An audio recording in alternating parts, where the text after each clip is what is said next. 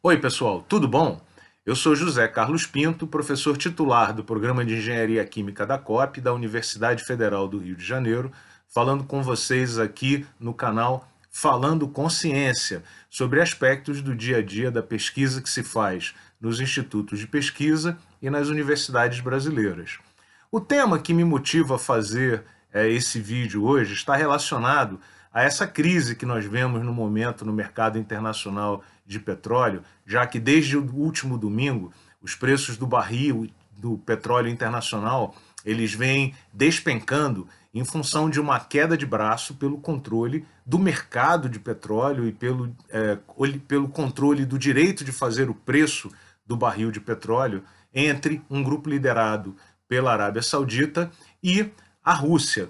Como nós bem sabemos, esse não é um mercado dominado pela lei da oferta e da procura. Esse é um mercado dominado pelos interesses geopolíticos das maiores nações do mundo.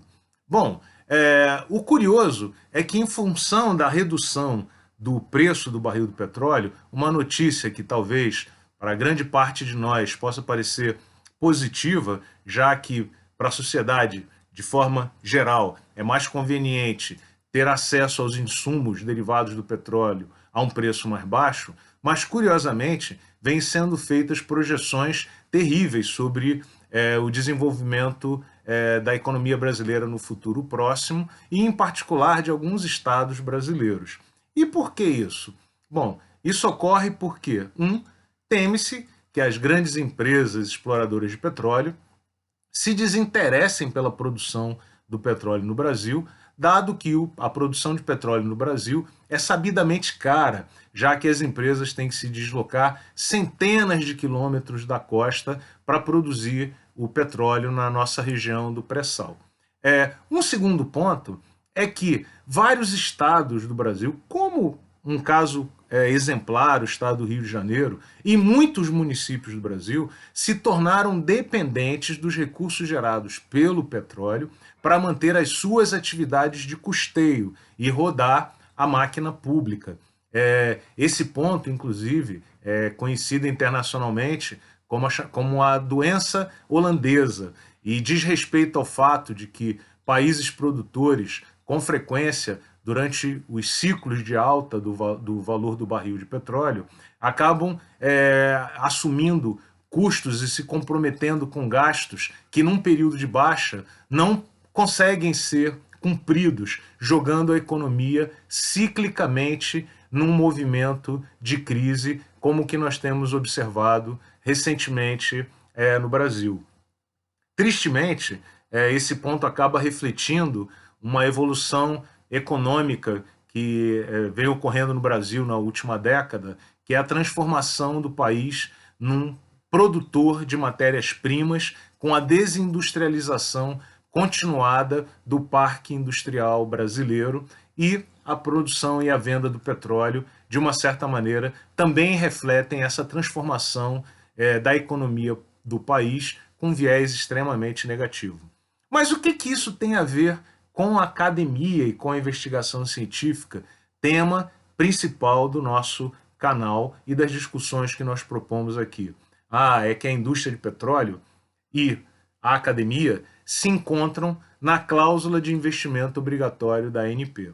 Para você que não conhece a fundo esse tema, eu explico rapidamente que uma pequena fração de todo o valor arrecadado pelas empresas produtoras de petróleo, as operadoras, em torno de 0,5% a 1%, a depender do tipo particular de contrato firmado de exploração, ele tem que ser investido obrigatoriamente em ciência e tecnologia, em pesquisa e desenvolvimento.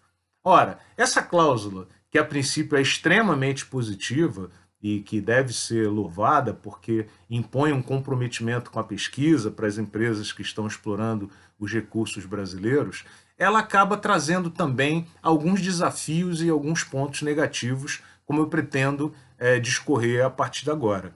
Para a gente poder avaliar esse tema com mais profundidade, é conveniente dizer que a ANP prevê que no ano de 2020 deverão ser gerados cerca de R$ 1 bilhão pela cláusula de investimento obrigatório em P&D pelas operadoras de petróleo. Se nós compararmos esse valor de 1 bilhão com o valor anunciado pelo Ministério da Ciência e Tecnologia para investimentos em ciência, tecnologia, pesquisa e desenvolvimento em todas as áreas, em todo o Brasil, de cerca de R$ 2,5 bilhões, e nesse valor eu descontei, ou eu não estou considerando, os recursos necessários para rodar a máquina pública e pagar pessoal, nós vemos que o tema do petróleo corresponde a aproximadamente 30% dos investimentos em P&D que são feitos no Brasil. Ou seja, do ponto de vista prático, o Brasil acredita que destina 30% de todos os seus esforços de pesquisa, desenvolvimento e investigação científica à área de petróleo, o que é um valor extremamente elevado e transforma o tema do petróleo no tema academicamente e cientificamente mais relevante para o país. Bom, essa concentração exacerbada em torno desse tema, além de ser surpreendente, talvez para você também, ela é extremamente contraditória. Vejamos por que ela é contraditória. Ponto número 1. Segundo a cláusula, quanto mais caro for o valor do barril de petróleo, mais recursos são destinados à investigação, à pesquisa, à ciência e à tecnologia que estão relacionadas ao tema do petróleo. Então, quanto mais alto for o valor do barril, e em geral isso é pior para a sociedade brasileira, melhor isso será para a academia de uma maneira indireta e ainda melhor para todos aqueles que estudam o tema do petróleo, o que é contraditório.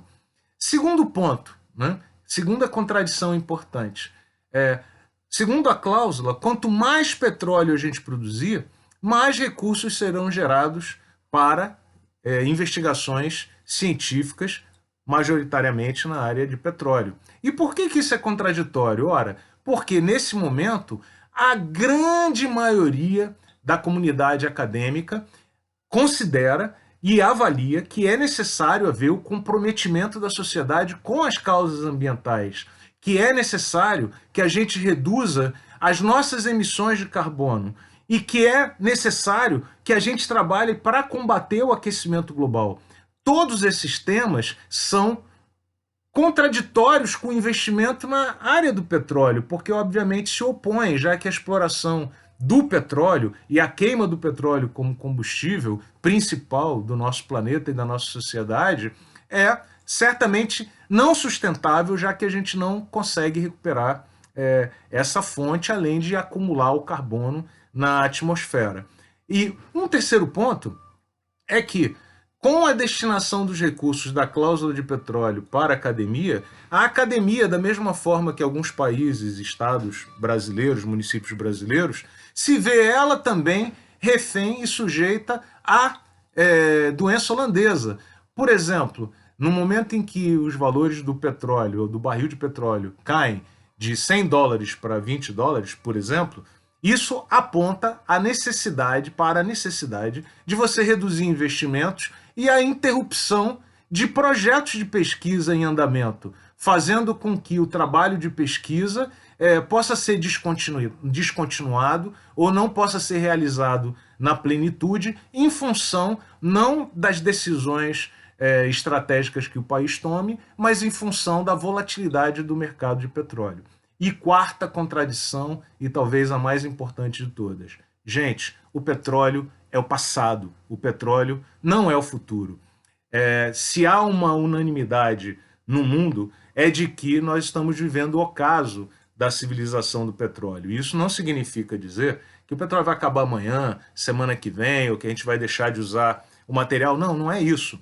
É porque há toda uma mobilização mundial para usar fontes limpas e sustentáveis de energia, porque ao contrário do que boa parte das pessoas acredita, o petróleo não movimenta a indústria química exatamente. Mais de 90% do petróleo produzido no mundo é queimado na forma de gasolina, de gás de botijão, de querosene de avião, de óleo diesel, para gerar energia. E há um compromisso praticamente mundial para o aumento e a exploração da energia solar, da energia eólica, da energia das marés, todas essas renováveis e que não resultam no acúmulo de emissões de carbono na atmosfera. Portanto, o petróleo ele não está vinculado ao futuro da humanidade, e sim ao passado, ao que nós fomos e até onde nós chegamos. Bom,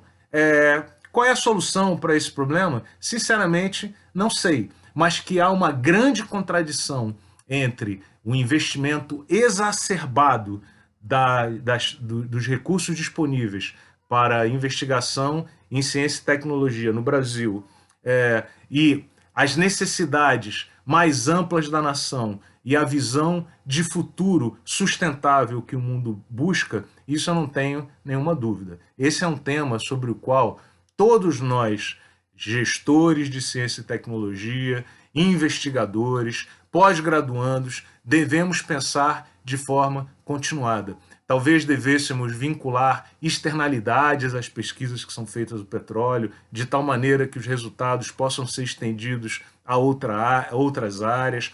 Talvez devêssemos fazer com que um percentual desses valores fossem investidos em outros segmentos que não segmentos de petróleo. Enfim, deveríamos estudar alternativas, porque é uma grande contradição que o país esteja concentrando tantos esforços, se submetendo aos rigores da volatilidade do mercado de petróleo e deixando de olhar o futuro do país. E, para terminar, talvez poucos países do mundo estejam tão bem posicionados para substituir o petróleo no futuro, porque, afinal de contas, o que o Brasil mais tem é mar, o que o Brasil mais tem é vento, o que o Brasil mais tem é sol, o que o Brasil mais tem é biomassa. É por aí que está o futuro da humanidade, não é no petróleo.